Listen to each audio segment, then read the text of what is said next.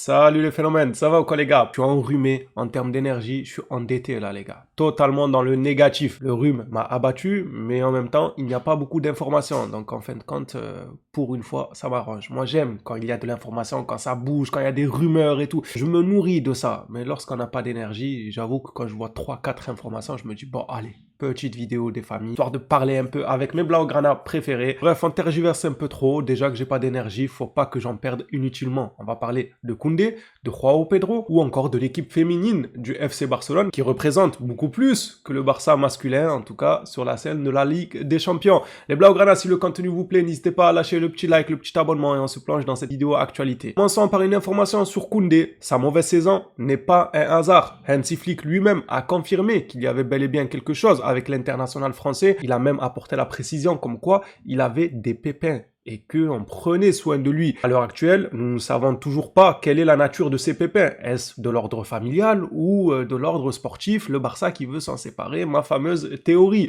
Lisons ensemble, peut-être qu'on en apprendra un peu plus. Lors des célébrations du titre de champion mercredi, Jules Koundé a été le premier à quitter le terrain, et ce, très tôt. Est-ce un hasard? Est-ce des problèmes familiaux qui pourraient pousser un joueur à agir ainsi? En soi, oui, tu peux ne pas avoir la tête à la fête, mais le problème c'est que ça peut aussi être des soucis d'ordre sportif avec la direction, un départ annoncé, etc. Donc en vrai, pour le moment, ça nous apprend pas grand-chose. Il n'a pas non plus fait le déplacement avec l'équipe à Valence hier. Ses dernières prestations ont été peu convaincantes et peu inspirantes, et sa saison dans son ensemble est décevante.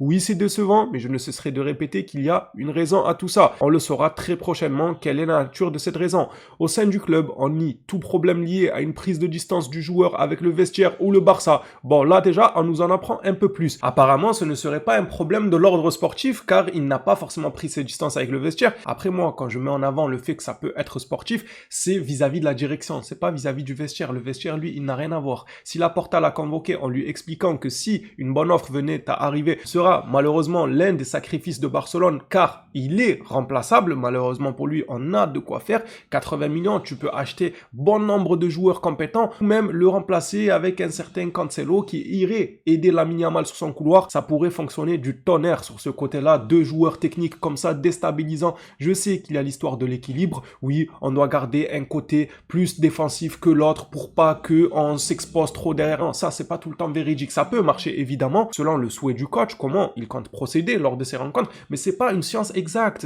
Qui a dit qu'il fallait absolument qu'un couloir devait être plus défensif? Parce que jusqu'à présent, au Barça, ça a souvent fonctionné comme ça. Depuis l'époque Abidal déjà, voilà, il avait un peu plus ce profil défensif pour un latéral. Ça dépend du souhait du coach, ce n'est pas une science exacte, ça dépend de ce qu'il veut faire. Tu peux fonctionner, regardez le Paris Saint-Germain, Nuno Mendes et Hakimi, jusqu'à preuve du contraire, les deux sont un profil plus offensif que défensif. Même si, attention, ils sont très bons défensivement, surtout notamment Nuno Mendes, il est impressionnant. Le mec, il a vraiment la double casquette du latéral moderne. Il est aussi fort devant que derrière. Et vous comprenez ce que je veux dire. Ils sont quand même plus portés vers l'avant. C'est pas pour autant que ça ne marche pas. Donc le Barça pourrait procéder ainsi, mais si tu venais à mettre Cancelo à la perte de balle, tu as Cancelo et Lamine en haut. C'est qui couvre les arrières?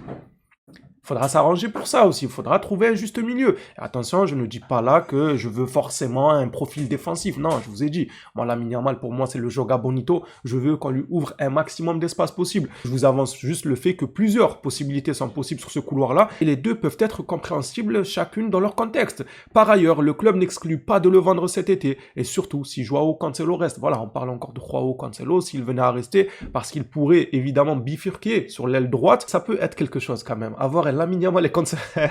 Je plains les défenses adverses. En fait, moi, je me pose la question sur qui va couvrir les arrières de Cancelo, étant donné qu'il est porté vers l'offensif et que ce n'est pas le meilleur dans le secteur défensif. Mais en réalité, on a vu que Hansi Flick, lui, c'était tout pour l'attaque. Je peux ne pas couvrir mes arrières, prendre 2 ou 3 buts, mais devant, j'ai tellement une arme offensive que je vais t'en mettre 4 ou 5 et je vais gagner mon match. Voilà. Au final, tu gagnes 4-3. Comme si tu avais gagné 1-0, tu as la victoire au bout du compte, tu as eu du spectacle, les montagnes russes, quelque chose de sensationnel pendant le match, le suspense et tout. Enfin bref, c'est un peu la philosophie de Flick, donc on n'est pas à l'abri de voir ça. En cas de départ de Jules Koundé, on n'est pas à l'abri de voir Lamine Yamal former un duo avec quelqu'un d'offensif et technique comme lui. Et ça pourrait faire très mal à l'adversaire, au point où même lorsqu'il récupérerait le ballon on leur a tellement fait mal qu'ils seraient quand même dans le brouillard. Ils ne sauront pas quoi faire et pas profiter rapidement des espaces laissés par un certain Cancelo, par exemple. Bref, c'est juste des théories que je mets en avant. On verra ce que Hansi Flick décide. Les deux contextes restent intéressants. Si j'avais un choix à faire, moi je suis totalement d'accord avec la philosophie de Flick. La meilleure défense, c'est l'attaque. Moi, je le dis, je le répète, je resterai toujours de ce bord-là. Donc, si j'avais à choisir entre un profil défensif sur le côté droit ou un profil offensif, j'irais naturellement vers le profil offensif pour accompagner Lamine Yamal. Et après, pour la question d'équilibre, on équilibrera différemment. Tout simplement, le 6 qui peut coulisser sur l'aile droite. C'est possible aussi. Bernal, on sait qu'il a un volume extraordinaire. Gavi, pareil, dans un double pivot. Ces deux-là pourraient venir compléter ce côté droit. Il y a plusieurs possibilités. Moi, j'expose des casse-têtes. Je sais que c'est pas évident. C'est un schéma à trouver, un équilibre. Je sais que Hansi Flick en est capable et j'ai hâte de voir comment le Barça va évoluer, avec quel collectif et surtout quel profil de joueur. Au passage, ce fut un plaisir d'avoir passé la saison à vos côtés. Je sais que c'était les montagnes russes. Un coup, je suis présent. Un coup, je m'absente. Je loupe ça, je loupe ci.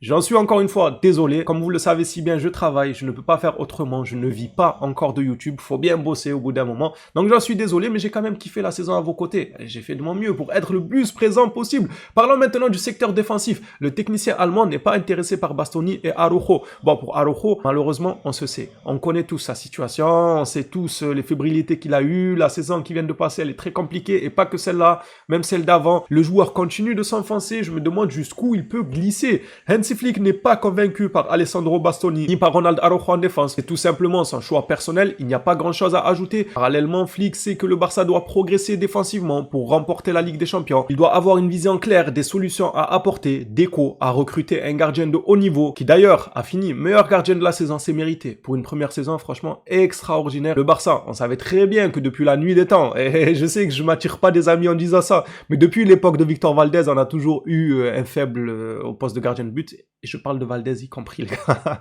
À savoir, pour moi, ce n'est que mon humble avis, les gars. Le Barça a toujours été fébrile à ce poste-là. On a eu des gardiens qui faisaient l'affaire, mais parce que la défense était bonne, mais parce que tu gardais le ballon, tu avais la maîtrise de ton match. Donc logique que ton gardien n'est pas exposé. On ne lui demande pas quelque chose de sorcier, normal, qui va paraître comme étant bon, satisfaisant, mais en réalité, pour moi, ça n'a jamais été du niveau de Barcelone. Un club comme le Barça se doit d'avoir un gardien comme Thibaut Courtois au Real Madrid. Le mec a sauvé les meubles plus d'une fois. Et Juan Garcia est sur cette lancée-là du gardien qui peut te sauver les meubles plus d'une fois. Il l'a fait cette saison déjà et j'espère qu'il continuera ainsi.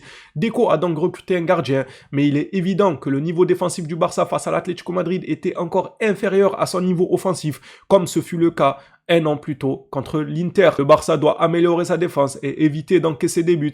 Le fait qu'il n'ait réalisé aucun clean sheet en Ligue des Champions cette saison est révélateur. C'est chaud quand même les gars. Aucun clean sheet, évidemment que je fais partie de ceux qui te diront que c'est primordial d'aller chercher un défenseur central pour ce Barça, si ce n'est deux. La vérité qu'on n'est pas trop gourmand en demandant deux défenseurs centrales de top niveau ou un prometteur talentueux pour l'avenir comme un certain Vuskovic. C'est une évidence, seulement j'aimerais attirer quand même l'attention sur le fait que devant, c'est pas le top. Et ça impacte derrière. En fait, ça va de soi. Vu que notre attaque n'est pas suffisamment forte, s'il vous plaît, Lewandowski, Ferran Torres, on souffle un peu. Lorsque Rafinha se blesse, on souffle encore plus. C'est plus le même Barça. Lorsque Lamine se blesse, pareil, on souffle encore plus. Lorsque Pedri est pris de fatigue, pareil, on souffre beaucoup. Enfin, ce que je veux dire, c'est une fois que tu auras construit un vrai bloc offensif et que tu retrouveras un pressing bien ficelé avec un Rafinha en forme, un numéro 9 comme Alvarez ou Joao Pedro qui sont loin d'être feignants, c'est des bosseurs sur le terrain, eux aussi ils ont une capacité à couvrir les espaces, un Lamine Yamal qui marqueront des buts, qui se trouveront les yeux fermés, je pense qu'on verra moins les lacunes de notre défense. Attention, je ne dis pas qu'il ne faut pas recruter, je dis juste qu'on en fait peut-être un peu trop, alors que si la défense est aussi mauvaise, c'est que devant c'est désordonné, c'est pas ce qu'il y a de plus ordonné, de plus tueur devant la cage. C'est mon point de vue. Et je ne dis pas qu'il ne nous faut pas recruter, il nous faut un défenseur central. Pour moi, il faudrait même se séparer de Araujo. Vous connaissez déjà mon avis sur le sujet. Jacob nous parle de l'intérêt de Barcelone concernant Joao Pedro. Il est sincère, il y a des discussions qui ont eu lieu. Chelsea n'est pas prêt à vendre. Il n'y a aucun prix qui changera la position du club cet été. Je peux comprendre Chelsea, c'est le meilleur joueur de ton effectif. Tu viens de prendre un nouveau coach, nouveau projet sportif. L'avenir est rempli d'espoir de leur côté. J'y crois totalement, à 100% même, lorsqu'on nous dit que le prix ne va pas faire changer d'avis Chelsea. Non. Par contre, moi je sais ce qui fera changer d'avis Chelsea. L'avis du joueur et du nouveau coach. Oui, ça compte beaucoup plus que le prix. Bien sûr, je vous l'ai déjà dit les gars, on va pas se réexpliquer 10 fois. Bien sûr que si le joueur a envie d'ailleurs et que le coach C'est quelqu'un qui a la tête sur les épaules, comme Xavi Alonso. Il ne va pas garder quelqu'un contre son plein gré, qui manque d'implication dans son projet sportif, qui manque de projection pour l'avenir, parce que même Xavi Alonso va vouloir construire brique par brique un avenir avec Chelsea, et il aura un joueur qui lui a déjà fait part de son envie de partir, même si la direction venait à le bloquer pour 1-2 saisons. Ça ne sera pas pour le long terme. Le coach saura que, lui, je construis autour de lui, mais il va partir. Donc ça sert à quoi? Donc ça va fausser mes calculs, ça va fausser mes idées.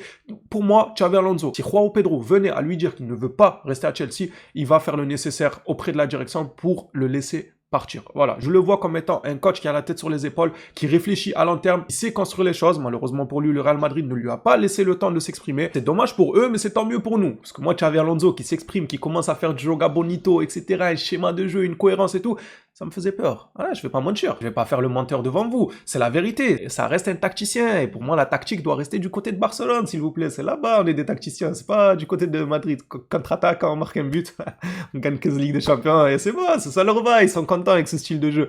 Nous, on est plutôt dans la tactique, dans la cohérence, voilà, le positionnement et tout. Xavi Alonso aurait apporté ça au Real Madrid. Il l'a enlevé plus tôt que prévu. C'est tant mieux pour nous. Écoutez, revenons sur João Pedro. Pour moi, la seule chose qui pourrait faire changer la vie de Chelsea, c'est l'envie du joueur. S'il dit qu'il veut partir, croyez-moi qu'ils vont commencer à vouloir discuter.